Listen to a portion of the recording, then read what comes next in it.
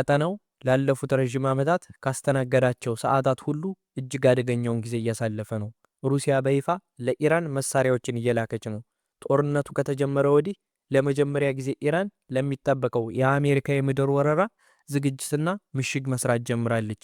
ትራምፕና ኔታንያሁ ደግሞ የኢራን ሕዝብ ስርዓቱን ለመጣል ሰልፍ እንዲወጣ ጥሪ ለማድረግ እየተዘጋጁ ነው። ሩሲያም በጦርነቱ ውስጥ የኢራን ዋና አጋር መሆኗን አውጃለች። አሜሪካ ለዩክሬን የምታደርገውን ድጋፍ ካቆመች ሩሲያም ለኢራን የምታደርገውን የደህንነት መረጃ ድጋፍ ለማቆም ድርድር ውስጥ ገብታለች። የደህንነት መረጃዎች ሩሲያ ካቀረበቻቸው መሳሪያዎች መካከል እጅግ ዘመናዊ የሆኑ ድሮኖች እንደሚገኙበትም አጋልጠዋል። በተጨማሪም ዘመናዊ የሳተላይት ምስሎችን፣ የኢላማ መረጃዎችንና የደህንነት ድጋፎችን አስረክባለች። በፋርስ ባህረ ሰላጤ በኩል ደግሞ ኢራን የአሜሪካን የምድር ወረራ ሙከራ ለመከላከል የካርግ ደሴትን ለመከላከል ያልተለመደ ዝግጅት እያደረገች ነው። ከዚሁ ሳንወጣ በአሜሪካና በእስራኤል መካከል ትልቅ የፖለቲካ ልዩነት መፈጠሩም ታይቷል። በተለይም ኔታንያሁ ትራምፕን በጋራ መግለጫ አውጥተው የኢራን ሕዝብ በፋየር ፌስቲቫል ወቅት አደባባይ ወጥቶ እንዲያምስ ጥሪ እናድርግ በማለታቸው ነው። እነዚህ ወታደራዊና ፖለቲካዊ ለውጦች የጦርነቱን አጠቃላይ ሂደት ይወስናሉ። ይህንንም ተከትሎ ጥያቄዎች እየተነሱ ይገኛል።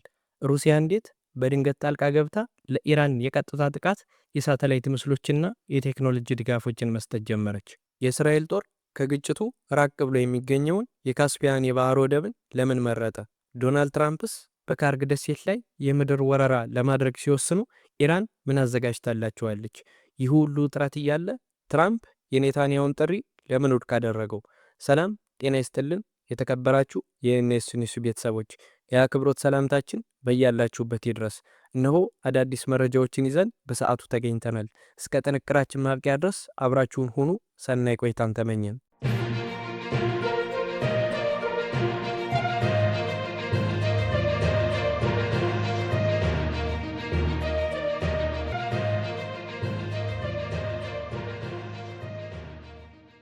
በቀጥታ ወደ ዝርዝር መረጃው አለፍን። አሁን ላይ እየወጡ ያሉ ወታደራዊ መረጃዎች እንደሚያረጋግጡት በአሜሪካና በእስራኤል ጦር የሚመራው ጥምረት የአየር ላይ የበላይነትን ለማረጋገጥ የአየር መከላከያ መረቦችን ኢላማ ያደረገ ጥቃት ፈጽሟል። ይህም የሆነው ኤፍ-35 ተዋጊ ጀቶች ጥቃት ከደረሰባቸው በኋላ ነው። በደረሰውም ጥቃት የኢማም አሊ የአየር መከላከያ ጣቢያን ከጥቅም ውጭ ማድረግ ችለዋል። ወታደራዊ እርምጃው እስከ መካከለኛውና ደቡባዊ ኢራን ድረስ ዘልቋል። በባንደር አባስ የባህር ዳርቻ ወታደራዊ ተቋማትና በሽራዝ የሚገኙ የኢማም አሊና የኢማም ጃውድ የጥበቃ ኃይል ሰፈሮች ተመተዋል። በሌላ በኩል ኢራን ዝም ብላ አልተመለከተችም። ከኢራን የተተኮሱ በርካታ የሚሳኤሎች ማስጠንቀቂያ በእስራኤል ተሰምቷል። መረጃዎች እንደሚያሳዩት ኢራን በሰጠችው ምላሽ በሃዴር አቅራቢያ የሚገኝ የኤሌክትሪክ ጣቢያን ኢላማ ያደረገ ሚሳኤል ተኩሳለች። ነገር ግን ትልቅ ጉዳት አልደረሰም። ሌላ ሚሳኤል የአየር መከላከያን ሰብሮ በመግባት በደቡብ አካባቢ ቢያንስ 2 ሰዎችን አቁስሏል። ጦርነቱ ከተጀመረ ከአንድ ወር በኋላ ሩሲያ ከዲፕሎማሲያዊ ድጋፍ ባለፈ የጦርነቱን አቅጣጫ ወደሚቀይር አጋርነት ተሸጋግራለች። የሩሲያ ዓላማ ግልጽና በጂኦፖለቲካዊ ጥቅም ላይ የተመሰረተ ነው። የነዳጅ ዋጋ መጨመር ለሩሲያ ካዝና ትልቅ ገቢ እያመጣ ነው። ይህ ረዥም ግጭት የምዕራባውያንን የጦር መሳሪያ ክምችት እያሟጠጠና የኔቶን ትኩረት እየበተነ ነው። የሮይተርስና ዋሽንግተን ፖስት መረጃዎች እንደሚያሳዩት የሩሲያ የአየርና ጠፈር ኃይል ለኢራን የአሜሪካን ጦር እንቅስቃሴ የሚያሳዩ ትክክለኛ የሳተላይት ምስሎችን መስጠት ጀምሯል። ይህም የፓትሪዮትና የታድ መከላከያዎችን ቦታ ያካትታል። ሩሲያ በዚህ ከአሜሪካ ጋር ቀጥተኛ የጥላቻ ጦርነት ውስጥ ገብታለች። ታዲያ ሩሲያ ኢራንን በወታደራዊ መስክ እንዴት ነው የምትረዳው? መልሱ የልምድ ልውውጥ ላይ ነው። ሩሲያ በዩክሬን ጦርነት ካገኘችው የኤሌክትሮኒክስ ውጊያ ልምድ ለኢራን እያካፈለች ነው። የሩሲያ ወታደራዊ አማካሪዎች የኢራን የጥበቃ ኃይል እንዴት የአሜሪካን ሲራም የመከላከያ ስርዓቶችን መስበር እንደሚችሉ እያስተማሩ ነው። የሩሲያ ወታደራዊ ኢንዱስትሪ አሁን የኢራን ድሮኖችን ለማዘመን የሚያስፈልጉ ዘመናዊ መለዋወጫዎችን በቀጥታ እያቀረበ ነው። ብሪታንያ መከላከያ ሚኒስትር ሩሲያ በአሜሪካ ላይ ለሚሰነዘሩ የድሮን ጥቃቶች ቀጥተኛ የታክቲክ መመሪያ እየሰጠች መሆኑን አረጋግጠዋል። ይህ በካውንስል ኦን ፎሬን ሪሌሽንስ አክሲስ ኦፍ ኢቬዥን ተብሎ በሚጠራው መረብ ማዕቀብን በመጣስ ንግድና የቴክኖሎጂ ዝውውር እያደረጉ ነው። በዚህ መሃል በፍሎሪዳ ሚስጥራዊ ዲፕሎማሲያዊ ስብሰባ ተካሂዶ ነበር። የፑቲን መልእክተኛ ከትራምፕ አማካሪዎችና ከጃሬድ ኩሽነር ጋር ተገናኝተዋል። ሩሲያ ያቀረበችው ድርድር እኛ ለኢራን የምንሰጠውን የደህንነት መረጃ እናቆማለን፣ እናንተ ደግሞ ለዩክሬን የምትሰጡትን አቁሙ የሚል ነበር።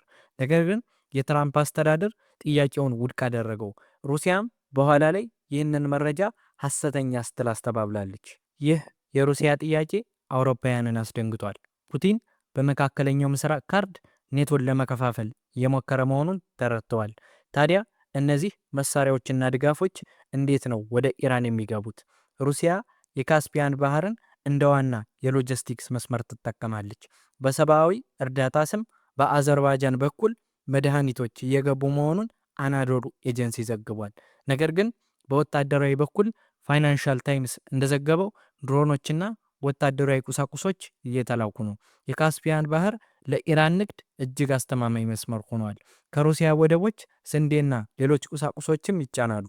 ወል ስትሪት ጆርናል እንደገለጸው ይህ ዝግ መስመር ማዕቀብን ለመጣስና መሳሪያዎችን ለማጓጓዝ እያገለገለ ነው። ታዲያ አሜሪካና እስራኤልስ ዝም ብለዋል ወይ?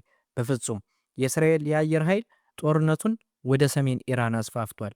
በካስፒያን ባህር የሚገኘውን የኢራን አራተኛ የባህር ቀጠና በባንደር አንዛሊ ወደብ ላይ ጥቃት ፈጽመዋል። ይህ አካባቢ ለዓመታት የትብብር ቀጠና እንጂ የጦርነት ቀጠና ሆኖ አያውቅም ነበር። ይህ ጥቃት ግን ያንን ሕግ ሰብሯል። የእስራኤል ቃል አቀባይ የኢራንን እንቅስቃሴ ለማሽመድመድ በርካታ ኢላማዎችን መምታታቸውን ተናግረዋል። የሳተላይት ምስሎች እንደሚያሳዩት በሰሜን ኢራን የነበረውን የባህር ኃይል ግማሽ ያህል ወድሟል። ታዲያ እስራኤል ለምን ይህን ራቅ ያለ ወደብ መረጠች ከተባለ ምክንያቱ በሞስኮና በቴህራን መካከል ያለውን የሎጂስቲክስ መስመር ለመቁረጥ ነው። ባንደር አንዛሊ ቀጥተኛ ወታደራዊ ስጋት ባይሆንም ማዕቀብን በመሸሽ ለሚደረግ ንግድ ዋናው የደም ስር ነው። በ2023 ብቻ በዚህ መስመር 300,000 መድፎች ወደ ሩሲያ ተጉዘዋል። በአንጻሩ የሩሲያ ቴክኖሎጂ ለኢራን የሚገባው በዚህ በኩል ነው።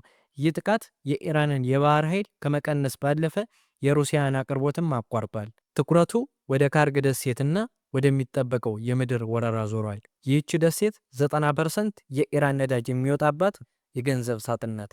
ይህ ቀውስ በዓለም የነዳጅ ዋጋ ላይ ከ1970ዎቹ የባሰ ስጋት ፈጥሯል። አሜሪካም ማሪን ኃይሏን ወደ ደሴቲቱ ልካለች። አሜሪካ ከወረራው በፊት 90 የሚሆኑ የደሴቲቱን መከላከያ ቦታዎች ደምስሳለች።